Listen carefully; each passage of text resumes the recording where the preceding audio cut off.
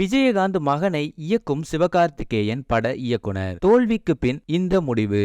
மறைந்த கேப்டன் விஜயகாந்தின் மகன் சண்முக பாண்டியன் சினிமாவில் தனக்கென்று தனி அடையாளத்தை பெற வேண்டும் என போராடி கொண்டிருக்கிறார். விஜயகாந்தின் மறைவுக்கு பின் சண்முக பாண்டியின் திரையுலகில் நல்ல இடத்தை பிடிக்க வேண்டும் என பலரும் கூறி வருகிறார்கள். அவர் நடிக்கும் படத்தில் கேமியோ ரோலில் நடிக்கிறேன் என ராகவா லாரன்ஸ் மற்றும் விஷால் போன்ற நடிகர்கள் கூறியிருந்தனர். அதேபோல் சண்முக பாண்டியன் தற்பொழுது நடித்துக் கொண்டிருக்கும் ஒரு திரைப்படத்தில் ராகவா லாரன்ஸ் கேமியோ ரோலில் நடித்திருக்கிறார். புதிய கூட்டணி.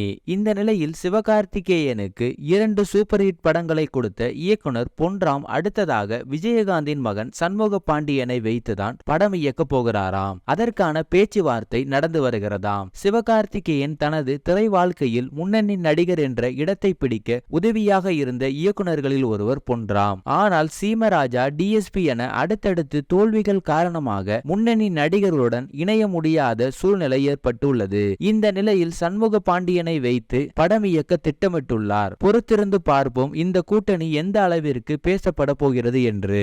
இந்த தகவல் தற்பொழுது வைரலா போயிட்டு இருக்கு. இத பத்தி என்ன நினைக்கிறீங்க அப்படிங்கறத நம்ம சேனல்ல உடனே கமெண்ட் பண்ணுங்க. மறக்காம நம்ம சேனலை சப்ஸ்கிரைப் பண்ணி சப்போர்ட் பண்ணுங்க.